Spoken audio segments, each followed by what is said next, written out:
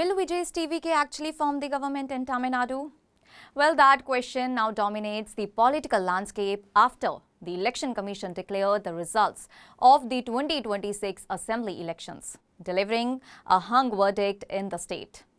Notably, TVK, led by actor-turned-politician Vijay, has created history by emerging as the single largest party in its very first electoral contest, securing 108 seats in the 234-member Tamil Nadu Assembly. However, despite this strong performance, the party has fallen short of the majority mark of 118 seats that is required to form the government, leaving the final outcome dependent on post-poll alliances. Now, let us shed light on the election verdict, that is, a hung assembly in Tamil Nadu. The election has produced a fractured mandate with no single party crossing the majority mark, as TVK stands at 108 seats, while the DMK-led alliance has secured 73 seats. The AIA-DMK-led alliance has won 53 seats, and among the smaller parties, Congress has 5 seats, PMK has 4, CPI and CPIM have 2 seats each, and VCK has 2. And Indian Union Muslim League has 2, and others like DMTK and BJP hold 1 seat each. And with no party reaching 118 seats, Tamil Nadu is now in a hung assembly situation where government formation depends entirely on alliances and negotiations. Now, let us shed light on the constitutional process and the governor's role. In a hung assembly, the governor plays a massive constitutional role in initiating government formation. Governor Rajendra Vishwanath, a Laker, is expected to invite either the single largest party or a coalition that appears capable of proving majority support. And in this case, TVK as the single largest party is most likely to get the first opportunity to stake claim.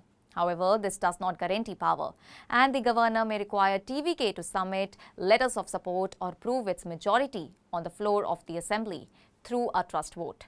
And this makes the next few days politically decisive. Well, what has been the TVK's current position? Now, let us shed light on that. At present, TVK has 108 MLAs. Congress has extended conditional support with 5 MLAs, taking the tally to 113. But even with Congress support, TVK is still 5 seats short of the 118-seat majority. And this means that Vijay cannot form the government unless additional support is secured. And from here, 3 major paths emerge for TVK to reach power. Path 1. Left parties and VCK support, that is the most direct route, as the Communist Party of India, Marxist and the VCK together hold 6 seats. And if all the 3 parties support TVK, the number shift from 113 to 119 seats, comfortably crossing the 118 majority mark. And this is the clearest and most stable route to the power. However, these parties have long-standing ties with DMK-led alliance, making any shift politically sensitive and dependent on internal consensus. Path number 2. Smaller party coalition. TVK could also attempt support from smaller parties like PMK, which holds 4 seats, IUML, which holds 2 seats, and the DMDK, which hold 1 seat, and independents. And in this case, TVK needs at least 5 additional seats to cross 118.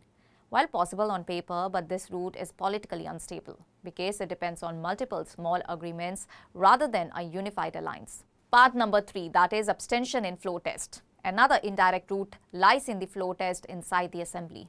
And the majority mark is calculated based on members present and voting.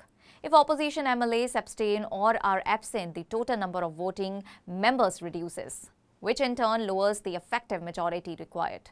And this means that TVK could potentially win a trust vote even without formally reaching 118. That is, provided enough opposition members stay away from voting. Well, there has also been the AIA-DMK factor. Let us understand about it. The AIA-DMK with 47 seats remains a major opposition force. However, AIA-DMK has ruled out supporting TVK. And any large-scale shift is also restricted by anti-defection laws, which require 2/3 of MLAs for a legal merger or split.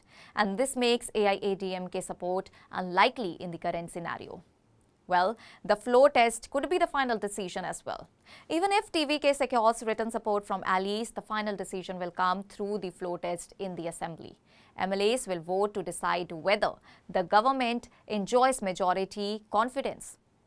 And attendance, abstentions and last-minute political shifts can all change the outcome. And if TVK crosses the majority mark, Vijay will be invited to form the government and become the chief minister.